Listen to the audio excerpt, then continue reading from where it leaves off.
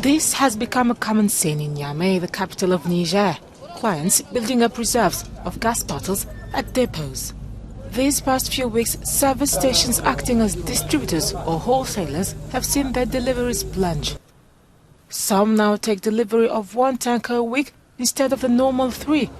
Nigerians are living through liquefied petroleum gas shortage. The government has therefore banned all exports. The government is right. It's not normal to enable the export of a product while locals need it and that we do have gas. This ban is a good thing, since export will cause a shortage, which is not good for consumers. A statement published on Tuesday read that export of liquefied petroleum gas will only be possible in case of a surplus and following a special authorization. Economist Mustafa Kadi explains how this situation came to be. Niger produces around 6 tankers of butane gas a day. Generally, this production is distributed through the operators.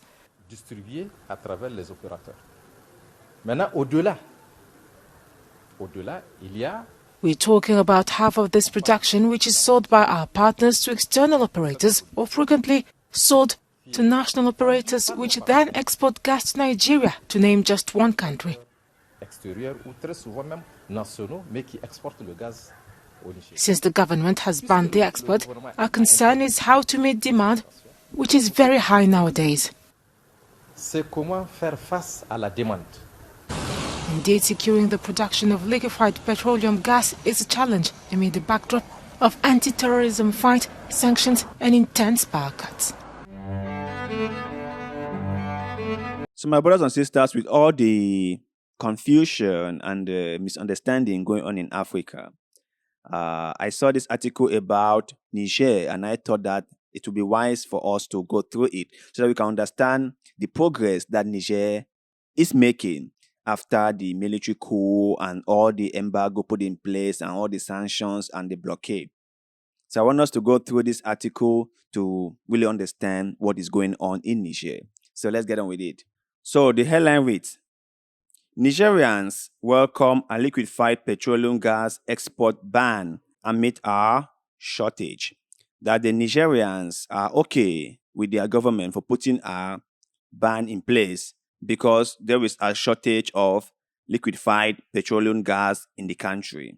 Clients building up reserves of gas bottle at depot has become a common scene in Niamey. These past weeks, service stations acting as distributors and wholesalers have seen their deliveries plunge. Some now take delivery of 1 tanker a week instead of the normal 3. Nigerians are living through a liquefied petroleum gas shortage. The government has therefore banned all export. The government is right.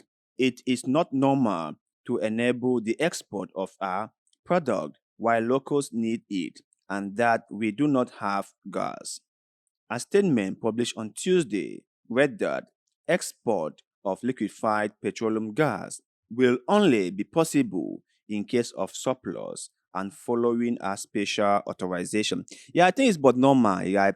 Most countries that are facing a shortage of any product bans the exportation because you cannot be facing a shortage of products in your own country while at the same time exporting that product to other countries. It makes no sense at all. The normal thing to do is to ban the exportation of that product so that the locals can get it first.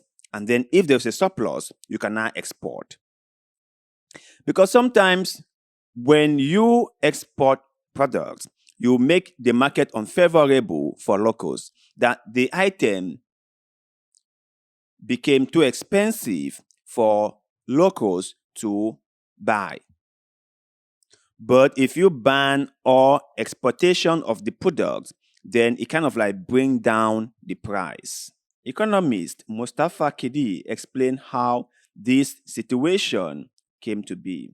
Niger produces around 6 tankers of butane gas a day.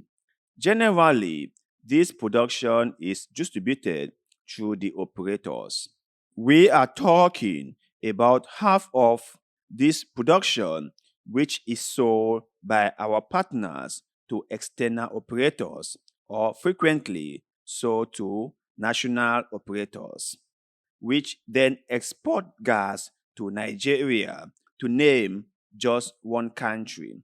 Since the government has banned the export, our concern is how to meet demand, which is very high nowadays.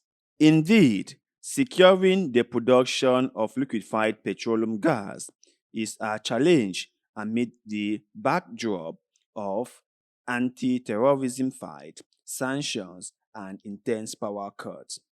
According to a report by the petroleum minister, LPG exports peaked in 2013 and 2014 before becoming almost nil in 2019 and 2020, which increasing domestic demand.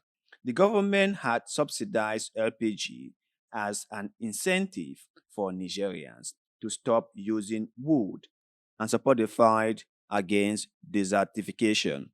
The government in Niamey is taking a proactive step to make sure that cooking gas scarcity in the country is stabilized. So, like the saying goes, right? One must help themselves first before helping others. One must look after their own household before checking on a neighbor.